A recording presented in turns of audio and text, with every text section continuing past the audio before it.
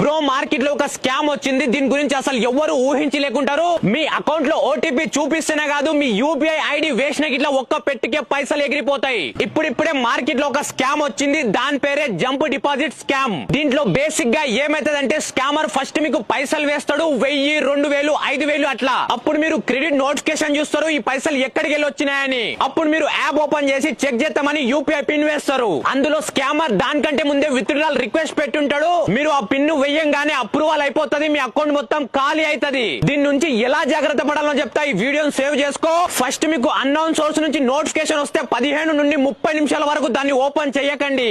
ఎందుకంటే దీని వల్ల విత్డ్రాల్ రిక్వెస్ట్ రిజెక్ట్ అవుతుంది. సెకండ్ ఇది ఎప్పుడైతే మీరు యాప్ ఓపెన్ చేస్తారో ఫస్ట్ టైం దాంట్లో రాంగ్ పిన్ వేయండి. ఒకవేళ ఆ రిక్వెస్ట్ ఉన్న గిట్లా డిలీట్ అయిపోతుంది. దీని వల్ల మీరు సేఫ్ గా ఉంటారు. అందరికీ తెలిసేలా మీ ఫ్రెండ్స్ అండ్ మీ ఫ్యామిలీ మెంబర్స్ అందరికీ షేర్ చేయండి. అలాగే జర ఫాలో కొట్టండి అప్ప దొరా.